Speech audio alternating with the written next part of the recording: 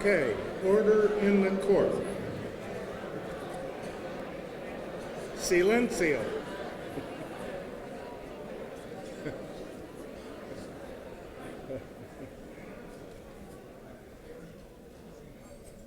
Good evening. I'd like to introduce myself. I am Diane Pomeroy Griffin's dad, Robert Pomeroy, a retired Air Force colonel living in Navy land, and now a proud resident of Portsmouth. My service kept me on the move, and we always regretted that our children never grew up in a settled community where everyone knew their neighbors and had that stability of connectedness with a community. We are extremely pleased that all three of our children, Robert, Diane, and David, have been able to settle into and become contributors in the communities of their choice. We are also pleased and proud, of course, to be with you tonight to share Diane's honor, and especially pleased to be with so many of you whom we know to be people who care about this community. And beyond that, you roll up your sleeves and do something for the community. So congratulations to all of you, and thanks for making us welcome.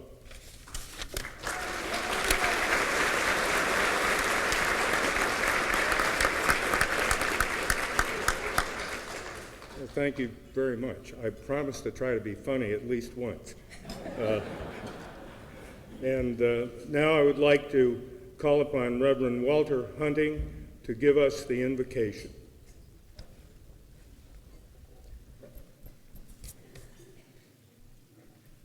Let us pray. Oh, gracious God, we've come together to recognize and celebrate contributions made to the city of Portsmouth. And tonight we thank you for Diane Griffin, who, along with many others, believes in working to improve the quality of life here in this city.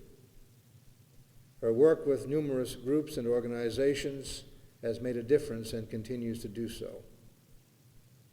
We are thankful for this city, its long history, and all of the challenges that have drawn upon the work and wisdom of its citizens for solution. And we give thanks for all who have led us in the past, those who lead us now, and this evening especially for Diane. We thank you now for the food before us and for the pleasure of being here together. In the Lord's name, amen.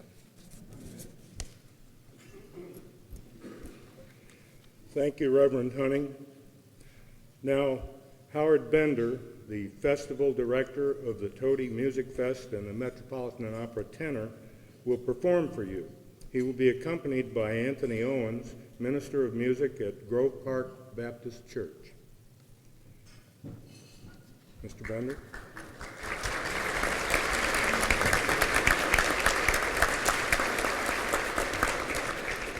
Thank you and good evening. It's indeed an honor to be included in a wonderful celebration where we can honor the luminaries, the wonderful city leaders we are blessed with in Portsmouth.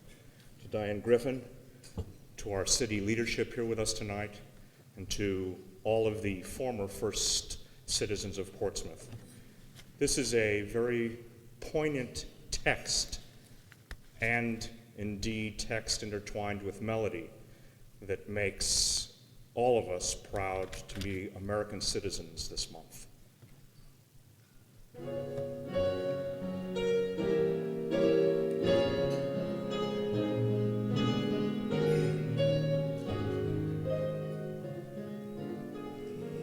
Oh, beautiful for spacious skies, for amber waves of grain, for purple mountain majesties above the fruited plain.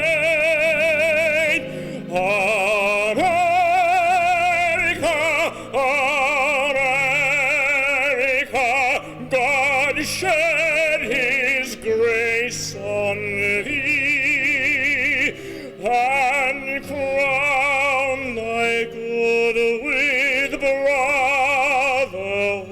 from sea to shining sea.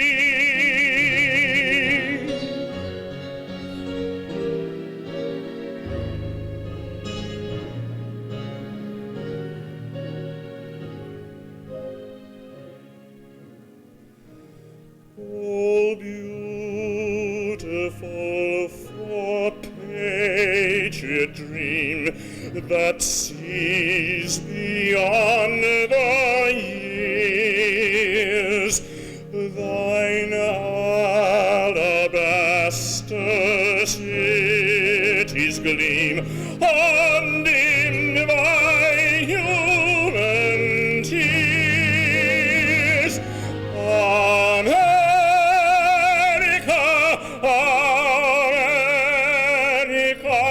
God shed his grace on thee, and crown thy good with brotherhood, from sea to shining sea.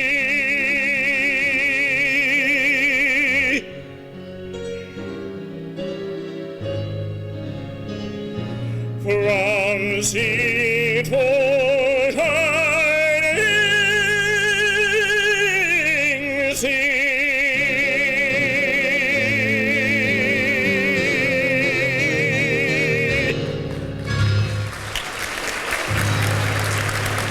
Congratulations. Thanks for having me.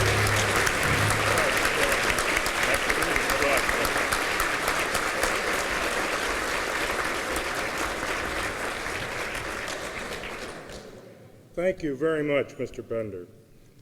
Now please enjoy your dinner. We'll continue the program in a few minutes. Said in an easier way, bon appetit, let's eat.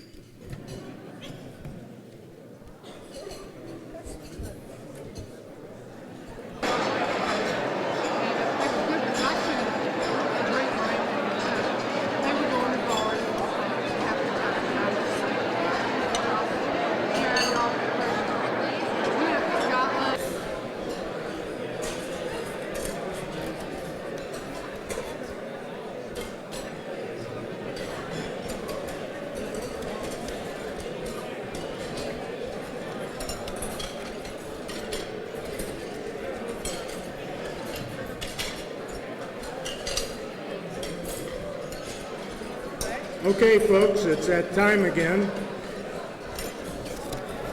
I think I say order in the court. It worked at their reception when they got married.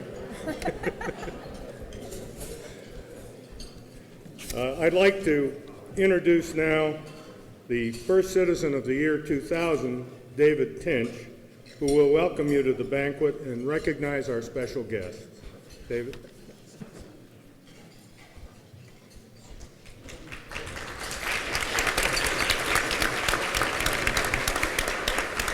Thank you, Colonel Pomeroy.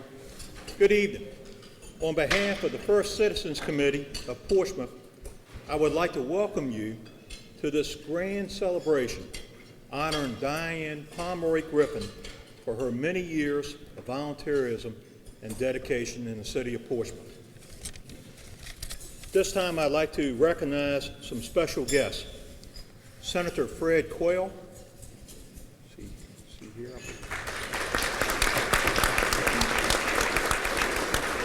Delegate Johnny Joanna, Mayor Jim Holly,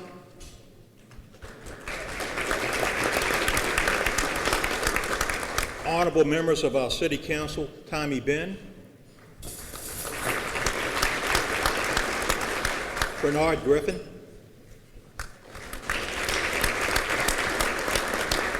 Bill Moody, Cameron Pitts, Marlene Randall, and Charles Whitehurst. I'd also like to recognize our city manager, Luke McCoy.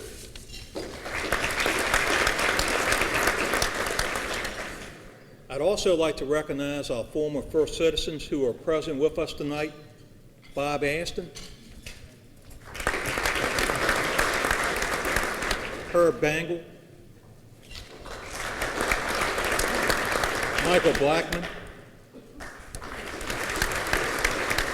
Hunter Brantley, Brad Cherry, Dan Duncan, Saunders Early, Peter Eustace, Herb Hanneman, Ernie Hardy, Frank Kirby, Ann Wong, Zelma Riven, Ward Robinette, Horace Savage, and Judge Mo Whitlow. Lastly, I'd like to take this opportunity to thank the many sponsors which have sponsored tonight's events: Griffin, Pappas, and Scarborough, Portsmouth Redevelopment and Housing Authority, Sales Systems Limited, and Town Bank. Again, welcome, and I hope you enjoy this fine evening in honor of Diane. Thank you very much.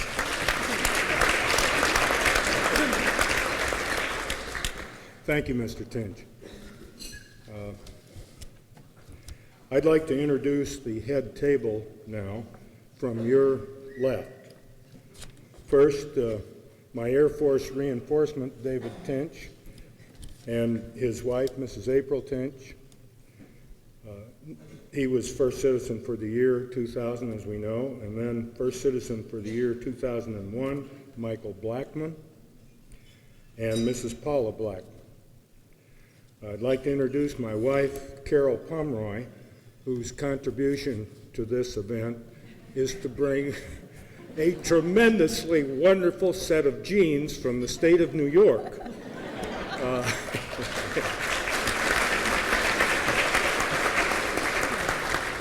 And I would like to take credit for an equally wonderful set of jeans from the state of Massachusetts, or the Commonwealth of Massachusetts, and a tradition in both cases of public service. I'd like to introduce now the first citizen for 2002, my daughter, Diane Pomeroy Griffin.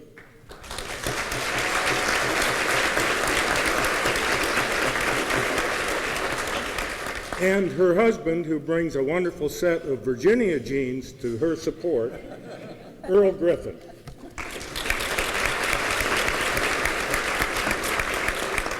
The Reverend Walter Hunting of the Green Pastures Presbyterian Church.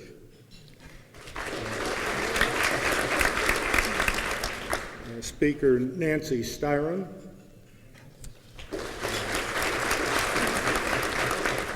Speaker Lawrence Ianson. And Speaker Zelma Riven. And her husband, Bernard Riven.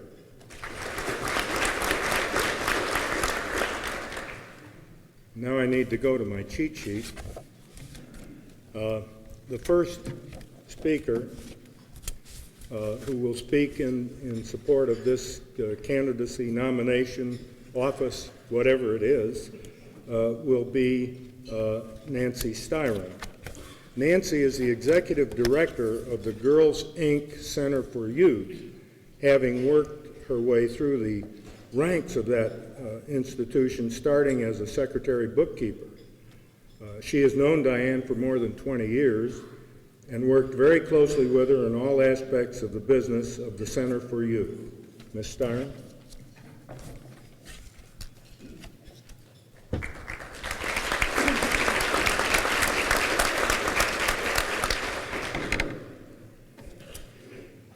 Thank you, Diane, for inviting me to share this great honor with you. Are you ready? We're going to take a walk down memory lane. I first met Diane in 1979 when I was program director of an organization that many of you will better know as Girls Club of Portsmouth. In the early 1990s, our national organization went through a name change and required the local affiliates to do the same. So then we became Girls Inc., Center for Youth, Southwest Hampton Roads. As program director in 1979, I was implementing a program for our young girls on non-traditional careers. I was looking for a woman lawyer to come to our West Haven Center and speak to the girls. I called an organization called Tidewater Legal Aid, and they informed me of a young woman lawyer who was new to our city. That young woman was Diane Pomeroy. When Diane arrived at our center, she had long blonde hair, pulled back in a ponytail, and she was great with our girls and asked a lot of questions about our organization. Several months later, our organization was co-hosting a regional conference for our national organization. One of the workshops was on employment law. So you know that we called on Diane again, and she was available. After that workshop is when she finally agreed to come serve on our board of directors. The rest is kind of history. Diane proved to be a real asset over the years. I'm sure that many of you remember the craft shows that used to be at Mid-City Shopping Center. Well, Girls Club always had a table at the craft shows every year. And all of the board members, staff, parents, all worked for many, many months prior to the show getting the crafts made. And Diane made some of her very first crafts in those early years, and she also worked at the shows and helped volunteer for the different shifts. Diane has held every office on our board of directors over the years. As an officer, she felt even more committed to her role as a volunteer. In the late 80s, when we started baking, dipping, and decorating Easter cake eggs as a fundraising event, over a 6-year period, we produced and sold more than 10,000 Easter cake eggs. Diane was also up to her elbows every year in chocolate, working side by side with our board and staff members, helping us to meet that Easter deadline. Back then, we had to do all the baking at our West Haven Center, and it all had to be completed and everything cleaned up and put away before 3 o'clock when our children started arriving from after school. So Diane would either come on her way to court or on her way back from court with her apron in her hand, ready to get messy with chocolate. Diane contributed to the growth of the organization from the onset. She played a role in the opening of our Deep Creek Branch Center in 1983, but perhaps her biggest challenge came in 1992, when as president she fought to get our organization included in the United Way Capital campaign. That campaign led to the construction of our new facility on Portsmouth Boulevard. At the time, United Way did not think that our organization was large enough to raise the capital that would be needed in matching monies to be included in the capital campaign. Diane, on the other hand, realized the potential of our organization and the potential that we had for future growth if we were given the opportunity. So she challenged United Way to give us the opportunity. They did, and most of you know the rest of the story. We opened the new facility in October of 1996. United Way's president at the time was a gentleman named John Nazaro. He recognized Diane's outstanding commitment to our organization and the commitment that she had made as a volunteer, and asked her to serve on United Way's budget panel, which she did for a number of years. And I guess that was kind of the price Diane had to pay at the time for being so involved in challenging United Way to get us in the capital campaign. Diane handled all of the legal transactions associated with the purchase of the land to build the new facility. She was very involved in the selection of the property and met with lots of real estate agents until we decided on the Portsmouth Boulevard location. Again, she met with the owner of that piece of property on numerous occasions trying to get us the best possible price. Once the contract was signed, then Diane set out to find the financing. Again, this was not an easy task. We were a small organization with a big dream. There was a gentleman at what was then Central Fidelity Bank who went out on a limb for us. Stephen Lynch approved financing for the property. There were endless meetings with the city, and then bids went out for architects. Diane always found the time in her busy schedule to make all of the meetings. Then came the need for financing of a construction loan. Again, Diane came to the rescue. She contacted Bob Aston and Ward Robinette and other friends at Commerce Bank and presented our need. The end result was we got the construction loan. And with the help of the Beasley Foundation, Portsmouth General Hospital Foundation, and lots of other local foundations and some out of state, and many, many friends and businesses, we built the building. Diane has experienced a number of firsts with Girls Inc. Center for Youth. We were the first board she served on. She made her first crafts with us.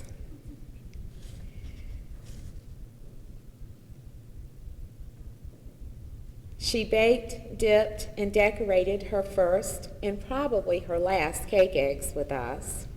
She sold coupon books at the grand opening of Profits at Chesapeake Square Mall as a promotion for Center for Youth.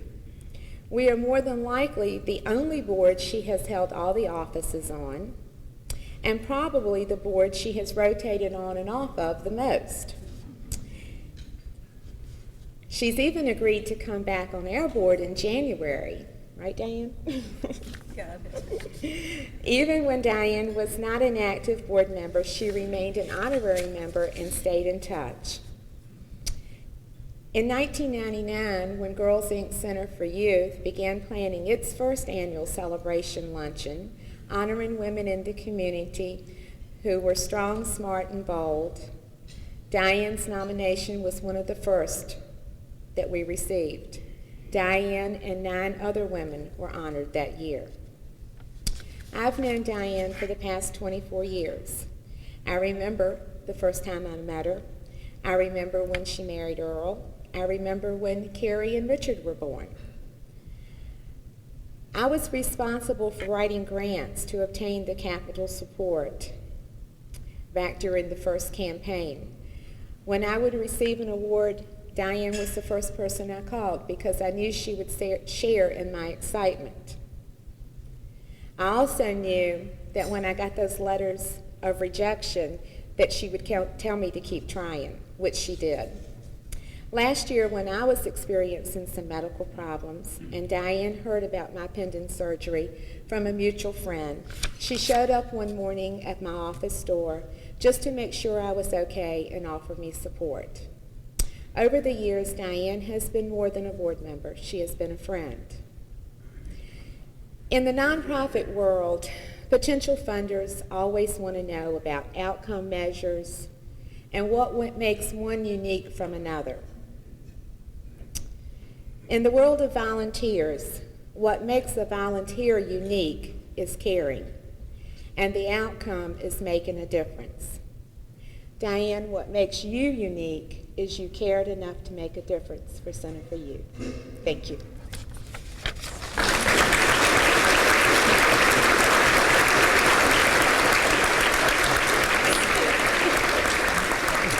I can't take yours? Thank you, Ms. Dyer. The next presenter will be Lawrence Ianson, a Portsmouth native and retired naval officer. His many decorations denote his distinguished career. He retired in 2002 from his position as president and CEO of the Beasley Foundation and continues to serve on the Board of Trustees. He has also served on and chaired the Portsmouth School Board over a 7-year period, and his service on and chairmanship of a number of other commissions, boards, and councils is well known, I'm sure, to many, if not all of you here. Mr. Ianson.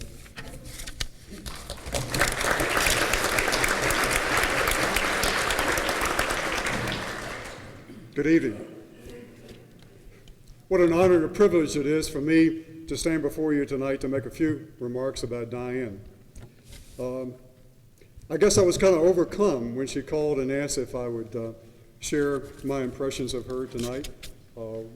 As I say, what an honor it is for me to do that. Nancy has told you about Girls Inc.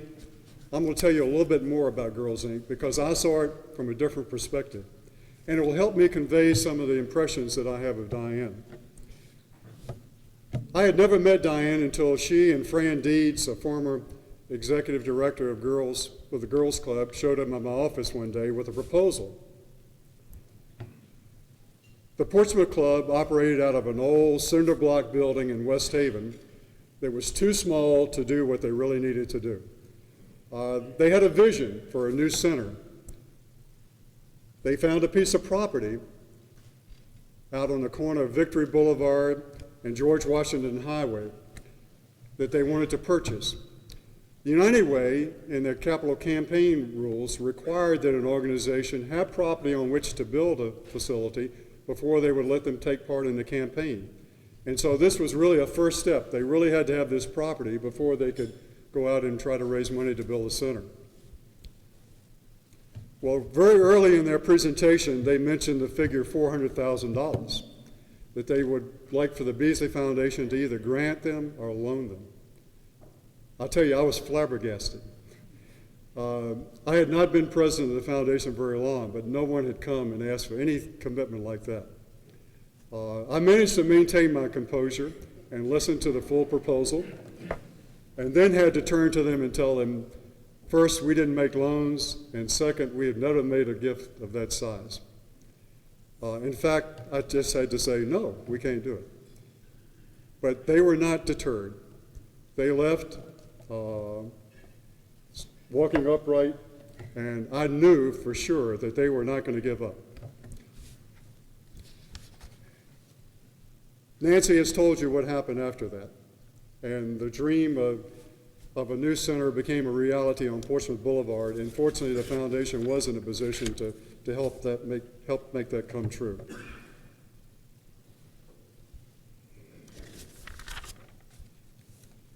So what was my first impression of Diane?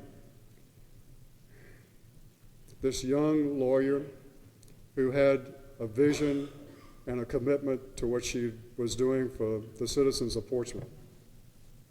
Well, first of all, I thought she had a lot of guts to come before the foundation and ask for that much money.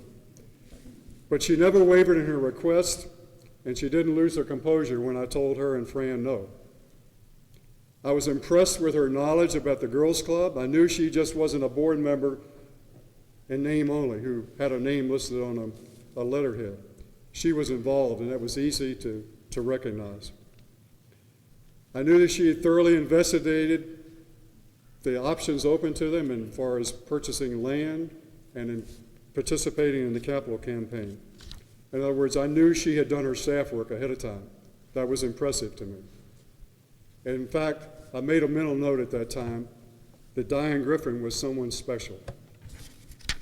Well, I didn't see her for a number of years after that, although I occasionally would come across her name listed as a member of a board of a nonprofit organization, or happened to see her name somewhere, knowing that she was still out in the community serving her fellow citizens. When I reviewed the file that the foundation had on help and emergency response, for instance, I saw that she was one of the driving forces behind the establishment of that organization. And I assume that Zelma Riven is going to talk a little bit about that later on, so I won't talk about that. But I knew the effectiveness of that organization. I knew what they did for women in need, and so that furthered my impression of what Diane was all about. But I was aware that I didn't know everything that she was doing. As many of you are aware, she doesn't wear her community service on her sleeve. In fact, she serves others because of the satisfaction she gets from doing that. She and I talked a little bit about how she sees herself. And she told me she firmly believes in community service, and she feels that we all have a commitment to uphold that age-old tradition that's made our country great. So it shouldn't be too surprising to know that I really wasn't aware of everything she was doing, because she gained her satisfaction in what she did, not from being recognized publicly. As I look back on all I know about Diane, I guess that's the thing that's really impressed me the most, although it didn't come out when I first met her. Recently, I've really come to know her much better, as she now serves on the Beasley Foundation Board of Trustees. If you've worked with her in any capacity, you know that she's always prepared. In the case of the foundation, it's not just one proposal with which she has to be familiar, as it was in the case of the Girls Club. She's got 25 or 30 to be familiar with at any one meeting that she attends. When I was leading the board meetings, I could always count on her picking out the salient features of her proposal. And if for some reason I missed them, she would, in her quiet way, made sure that everyone was aware of the important facets of that particular organization and what they were trying to do. I found that she has the ability to look at the big picture. And I found that if I got caught up in the minutiae of the individual proposal that we were looking at, she would bring me back to the overall effect that proposal might have, taken into account the other things that we were considering and what the foundation was trying to do to serve the citizens of the area. In addition, because of her community involvement, I found that board members trust her and constantly seek her counsel on the effectiveness that nonprofit organizations, particularly in Portsmouth, have. Can they carry out their mission? Most of them will turn to Diane and say, "What do you know about this, Diane? Can you help us out?" In short, I believe that the grant making of the foundation has greatly benefited from her service. So to sum it up, I would say that Diane is committed. She pays attention to detail without losing sight of the overall picture. She prepares thoroughly, is compassionate, and is just a wonderful person to know and work with. We have a rare opportunity tonight to give her that recognition that she so richly deserves, and which she would naturally avoid, I believe, if she had the choice. Diane, thank you.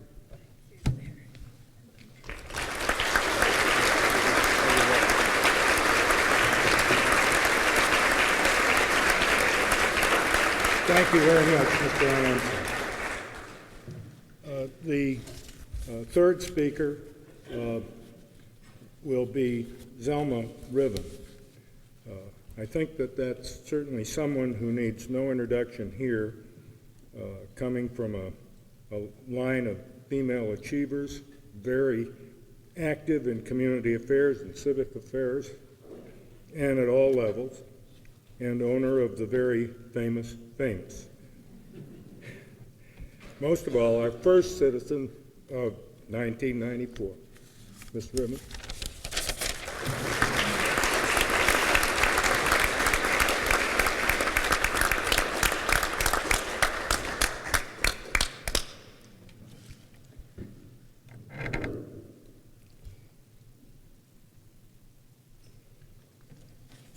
Well, ever since Diane asked me to speak in her behalf, I've been bemused and befuddled because I wanted to bypass the biographical bouquets. My goal was not to betray her trust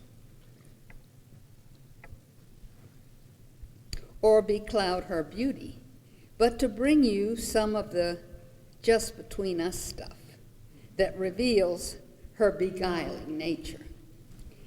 But I must confess that the billable hours I have spent to bring you blow-by-blow description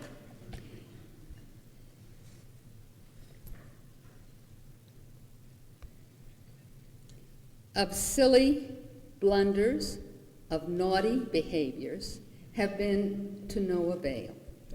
And though I queried many, no one would becloud the image, no matter what I betook the blame to myself. So I caution you, beware, and be aware that the following testimony belongs only somewhat to the truth. I beseech your indulgence. A dad in the Air Force means travel. And the Pomeroy family really traveled. What that meant for Diane was changing schools, changing friends, changing customs, and changing languages. That would be a challenge to the best. But since Diane is the best, she accepted every challenge. In Naples, the toddler became fluent in a flash. She could communicate in either Italian or English at will. Never mind that the two languages would often get mixed up in the same sentence.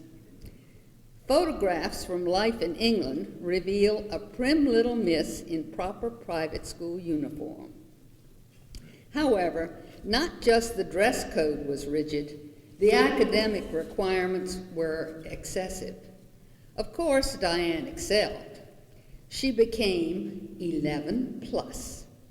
11 plus means that you are eligible for a university track. But what that meant for Diane when the family returned to the States was that she was advanced well beyond her age level. And that meant learning all the teenage fads and foibles a bit ahead of time.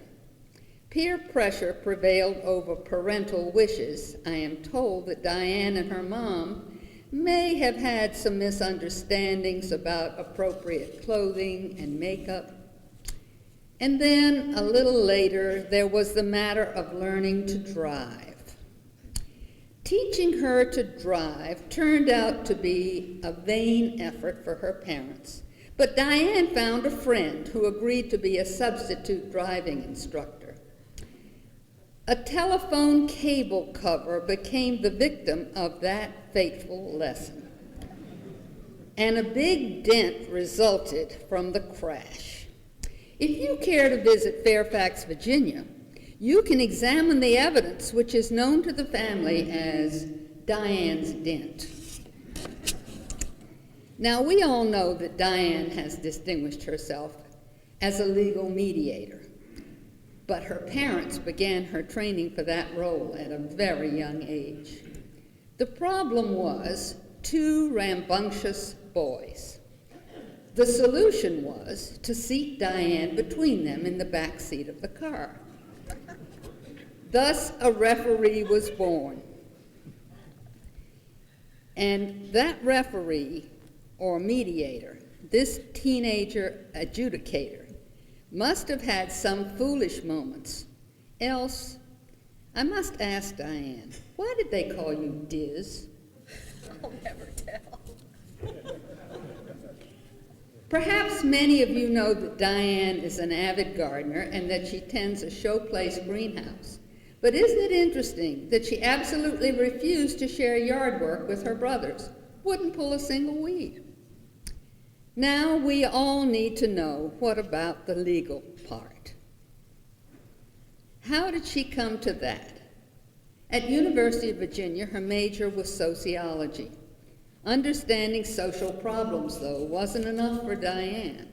She needed to solve these problems. A sociologist's compassion was not sufficient. So she turned to a study of the law. Perhaps she wanted to use laws to change laws, if that would bring solutions.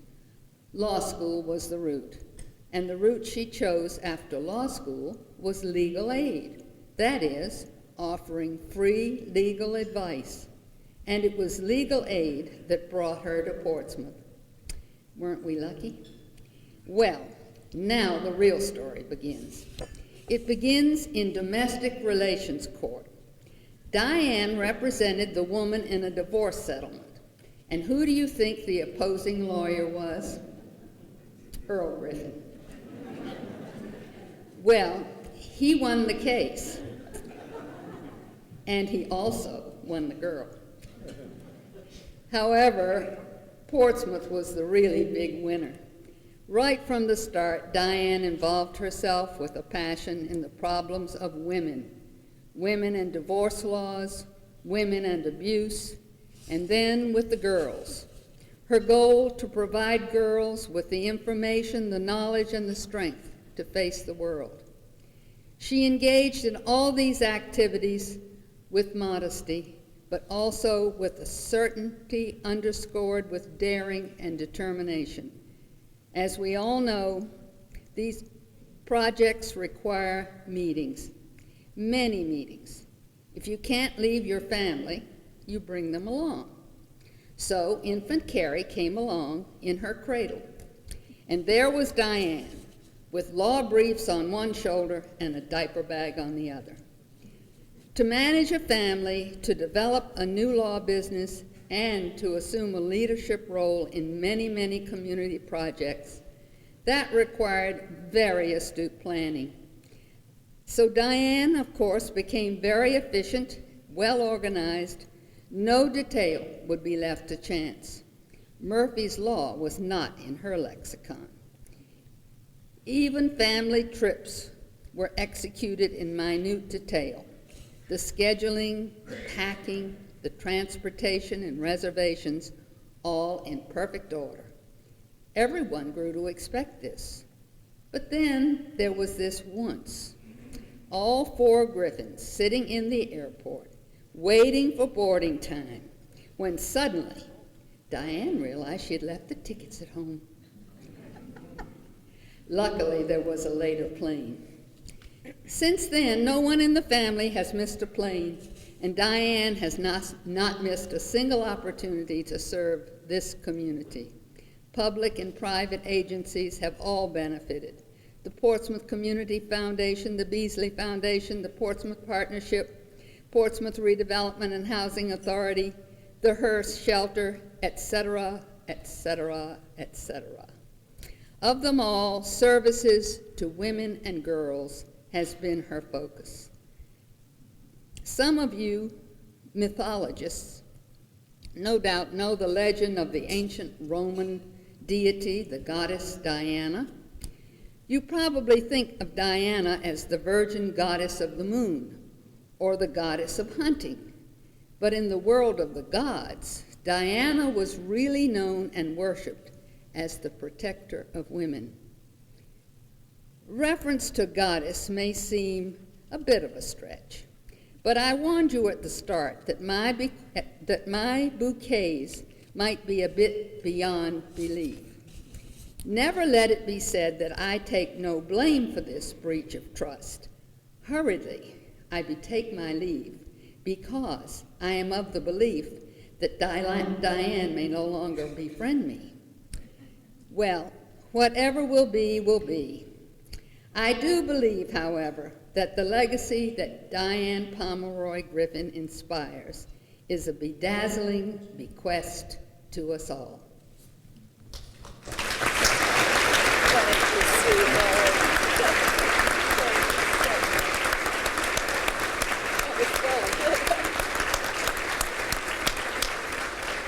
Thank you very much, Ms. Riven.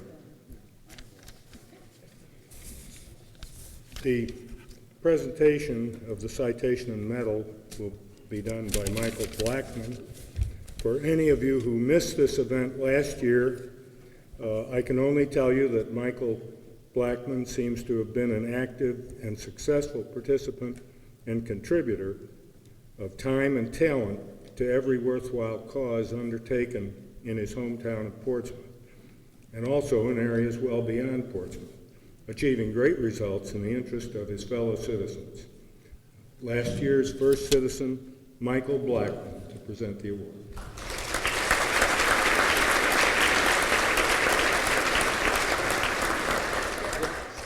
Diane, it's indeed a privilege and an honor on behalf of the First Citizens Committee, and more importantly, all the citizens of Portsmouth, to present you, number one, with this citation as First Citizen of Portsmouth, and this lovely medal.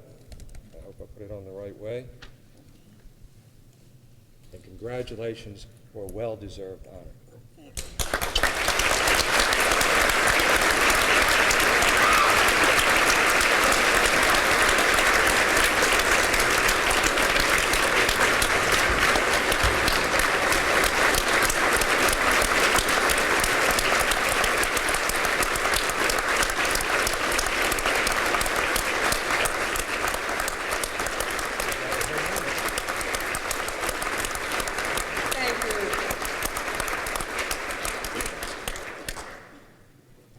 Thank you so very much, all of you, and for all the kind words that have been spoken up here.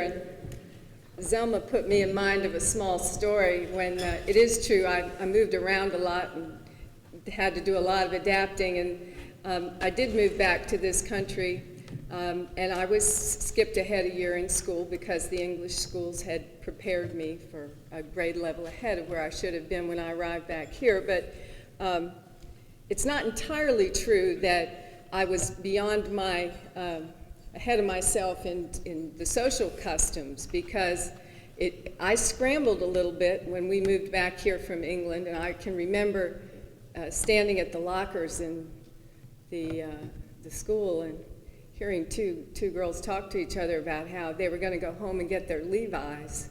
And I spent a year trying to figure out what a Levi was. So I didn't want to ask.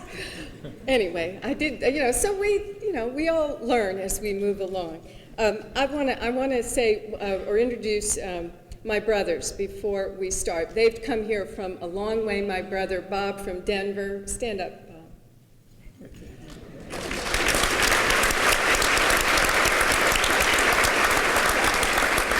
And my brother David from Nashville.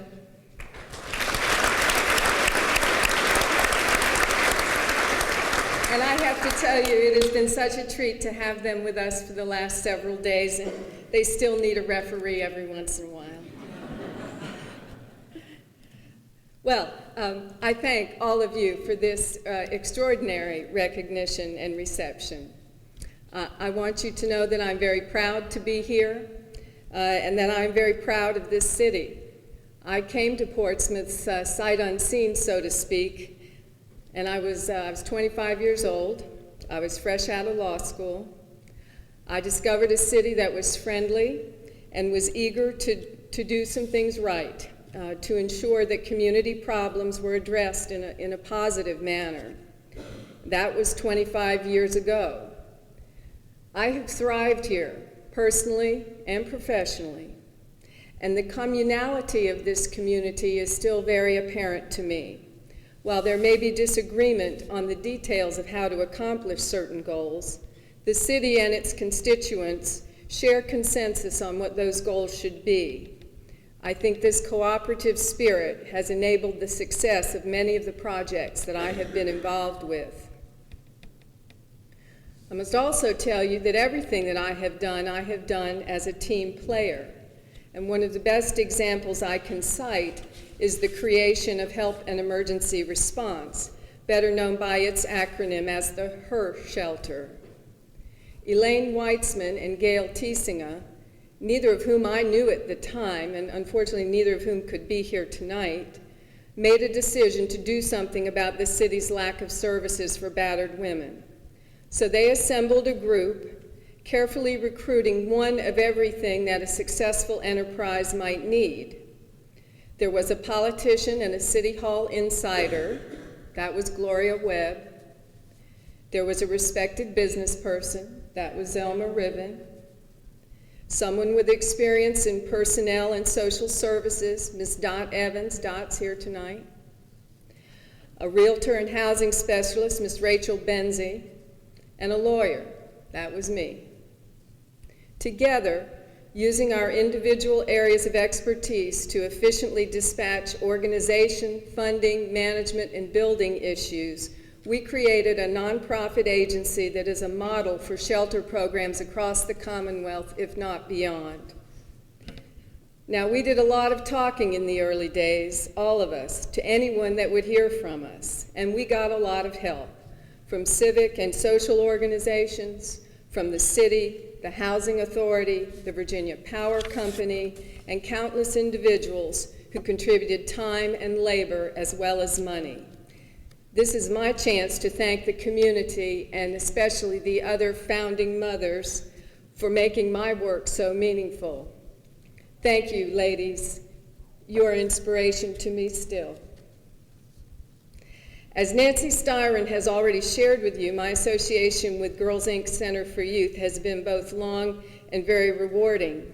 And it's true, I didn't know anything about arts and crafts until I signed on with them. Back when the agency was known as the Girls Club of Portsmouth and I was still Miss Pomeroy, I joined the board. It was the first board I'd ever served on. And we really have grown up together. And we literally built that building brick by brick. It is an example of what can be done if you believe strongly enough in the worthiness of your cause. We made allies of the skeptics. No small task in that case. We bought a tract of land, and we never looked back.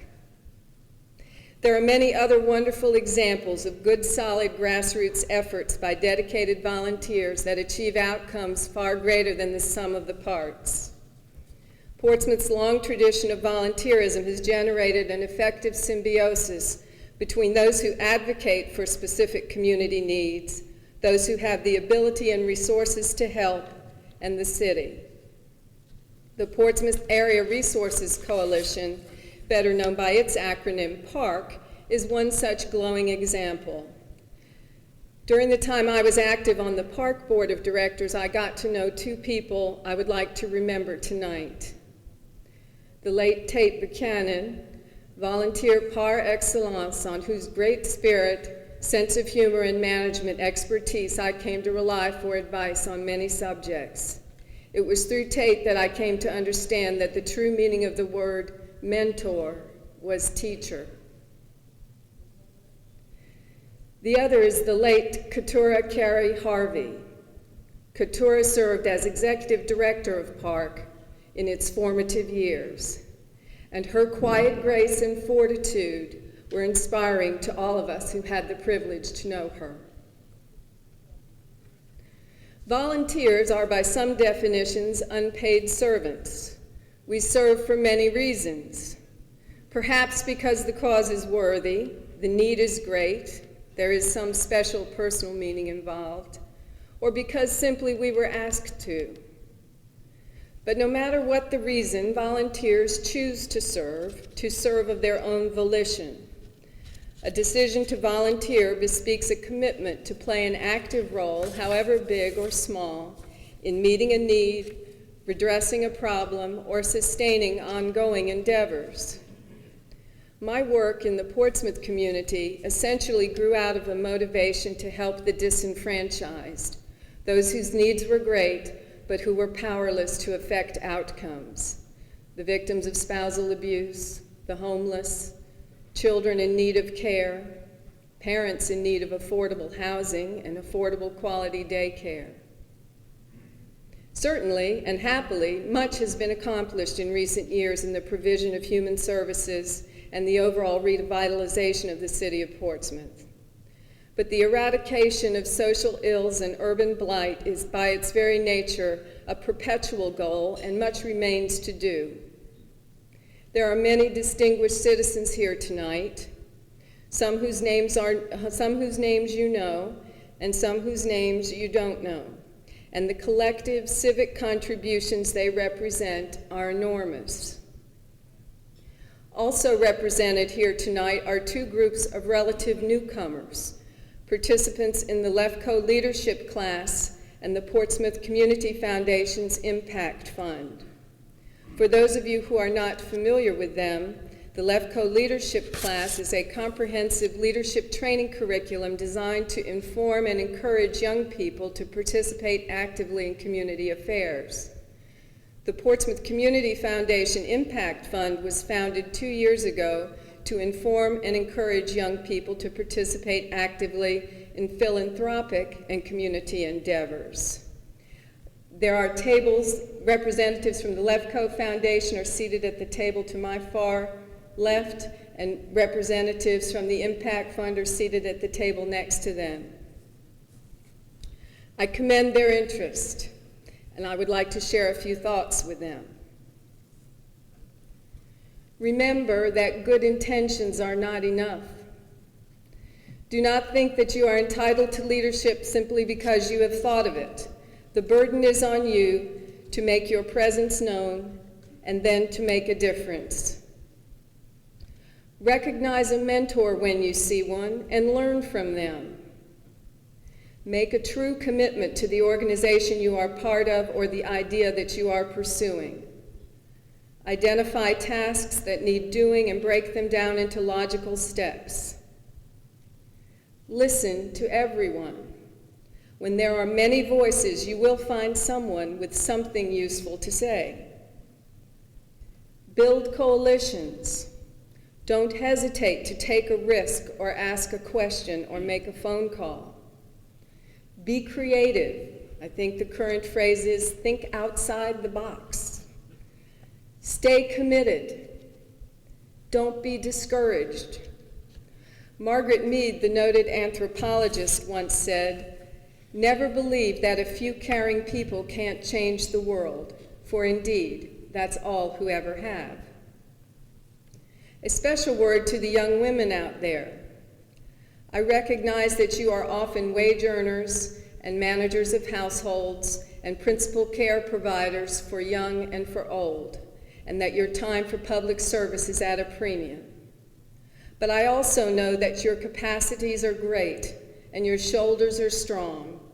Do not be afraid to flex your muscle. We need you to. And speaking of young women, for those of you that don't know, the Portsmouth Service League will soon celebrate its 50th anniversary. I believe the current president, Peggy Williams, is in the room somewhere. Peggy, thank you for being here. I want to recognize the Service League for its exceptional commitment to the city and to volunteerism. The Portsmouth Service League provisional course, required of all new members, in many ways is the precursor of the LEFCO leadership course, and I, among many others, have been enriched by association with this outstanding organization.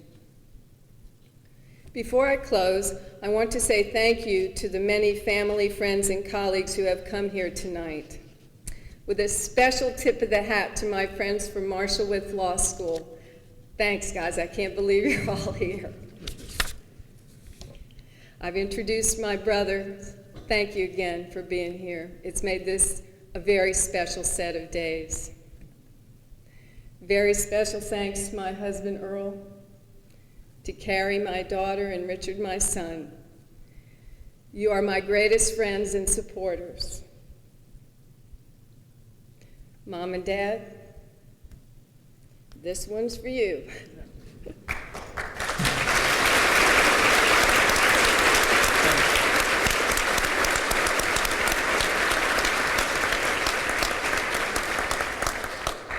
All public service, whether elected or not, appointed or not, paid or unpaid, requires an extra measure of dedication, if not sacrifice. Public service is in many ways the quintessential American tradition. Certainly this nation's founders, from the statesmen to the militiamen and all those who supported them, were to a greater or lesser degree volunteers. They chose to serve. They were not conscripted. Public service is the ubiquitous and mighty anchor of this country, and volunteerism is part of that proud tradition. I'm happy to have done my part here in this city, and as Mayor Holly would say, become a part of the Portsmouth family.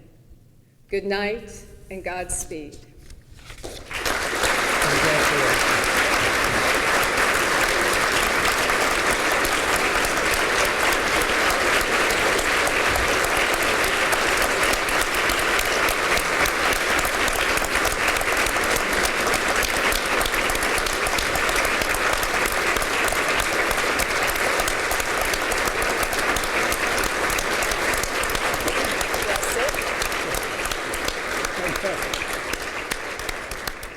Congratulations, Diane, and thank you, all of you, all guests here tonight in Diane's honor. Now, in closing, my son and Diane's brother, the other Bob Pomeroy, will give the benediction.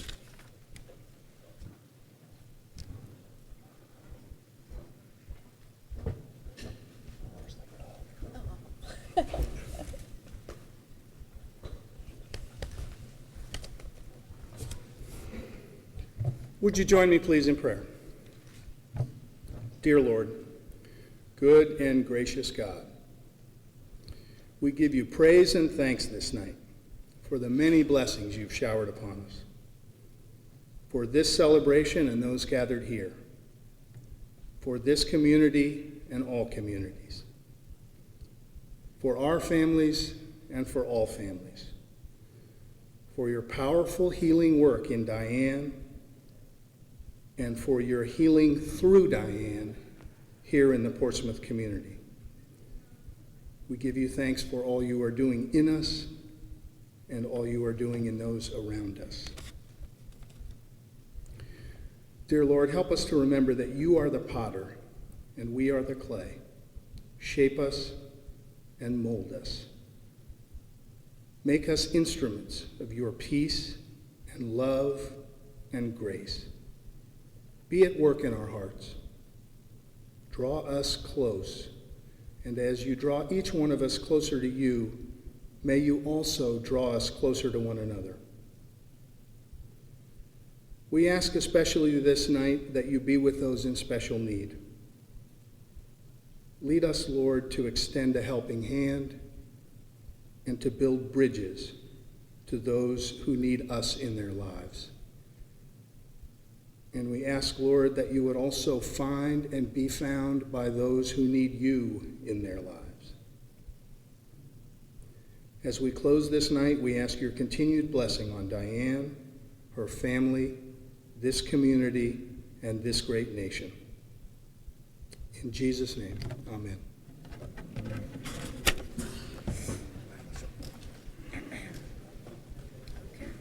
We are adjourned. Tell them we're adjourned. I think somebody's supposed to say the court is adjourned. Thank you.